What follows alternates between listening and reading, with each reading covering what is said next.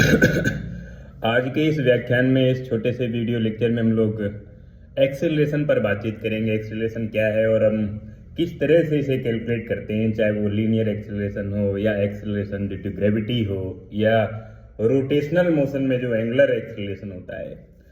Acceleration का मतलब होता है वेलोसिटी में टाइम के रिस्पेक्ट में कितना चेंज आता है, कितने टाइम में कितनी वेलोसिटी चेंज हो गई। और अगर टाइम के रेस्पेक्ट में किसी पार्टिकल की वेलोसिटी कांस्टेंट रहती है, वेलोसिटी नहीं चेंज होती है, और वेलोसिटी ना चेंज होने का मतलब है वेलोसिटी का जो मैग्नीट्यूड है और वेलोसिटी की जो डायरेक्शन है, यानी मोशन की जो डायरेक्शन है, दोनों अगर टाइम के रिस्पेक्ट में कांस्टेंट रहती हैं तो वेलोसिटी कांस्टेंट रहती है। और वेलोसिटी कांस्टेंट होने की वजह से उसमें कोई चेंज नहीं आता है, और वेलोसिटी में ना चेंज आने की वजह से एक्सेलरेशन जीरो होता है। एक्सेलरेशन पहले हम बातचीत करें लीनियर एक्सेलरेशन की, जो लीनियर डिस्प्लेसमेंट का सेकेंड डेरिवेटिव फंक्शन होता है। अगर हम लीनियर डिस्प्लेसमेंट का फर्स्ट टाइम डिफरेंशिएशन करते हैं टाइम के रेस्पेक्ट में, तो वेलोसिटी मिल जाती है v equal to d s by d t. और इसका अगर सेकेंड टाइम डेरिवेशन कर देते हैं, सेकेंड टाइम डेरिवेटिव फंक्शन निकालते हैं, तो वो एक्सेलरेशन मिल जाता है d square x divide by d t square, या वेलोसिटी के रेस्पेक्ट में लिखें तो acceleration equal to d v by d t लिखते हैं। इसी तरह से हम लोग एंगुलर मोशन में, रोटेशनल मोशन में जो एंगुलर एक्सेलरेशन पढ़ते हैं, वो एंगुलर डिस्प्लेसमेंट का सेकंड डेरिवेटिव फंक्शन होता है alpha. Alpha equal to d square theta divide by d t square, या d omega by d T, इस तरह से लिख सकते हैं। एक्सेलरेशन ड्यू टू ग्रेविटी का मतलब ये होता है कि जैसे ही कोई ऑब्जेक्ट ग्रेविटी के इफेक्ट की वजह से डाउनवर्ड मूव करता है या अपवर्ड मूव करता है, डाउनवर्ड मूव करने की वजह से इसके वेलोसिटी इंक्रीज होती है, तो कितने टाइम में कितनी इसकी वेलोसिटी इंक्रीज हो गई। और अगर अपवर्ड मोशन कर रहा है, ग्रेविटी के अपोजिट डायरेक्शन में जा रहा है, तो इसकी वेलोसिटी डिक्रीज होती है, तो कितने टाइम में कितनी डिक्रीज हो गई।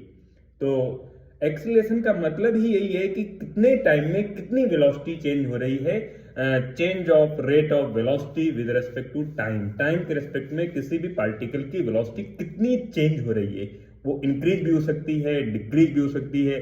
अगर कांस्टेंट है वेलोसिटी तो एक्सेलरेशन जीरो है, अगर वेलोसिटी इंक्रीज हो रही है तो एक्सेलरेशन पॉजिटिव है और इसकी डायरेक्शन अलोंग द मोशन होगी।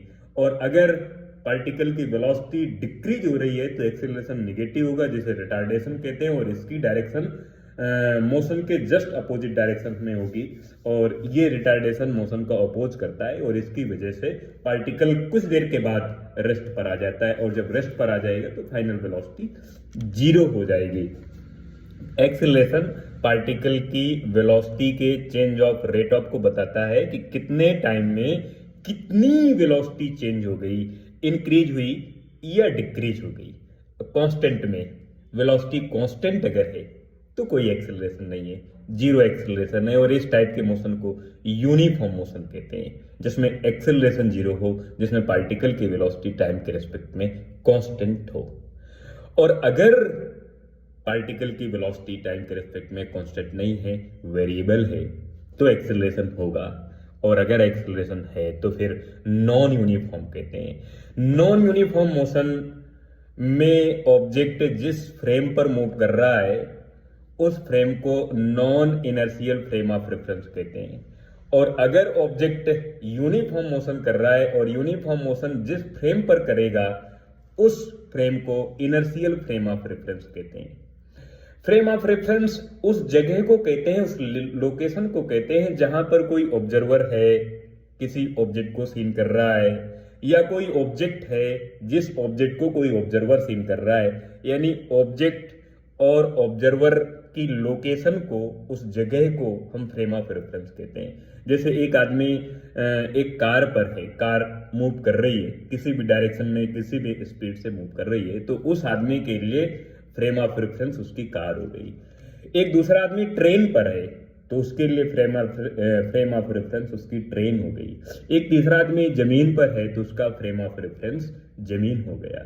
एक बॉल है जो ग्राउंड पर पड़ी हुई है, सड़क पर पड़ी हुई है, तो उस बॉल का फ्रेम ऑफ रेफरेंस वो ग्राउंड हो गए, वो जमीन हो गई, वो सड़क हो गई।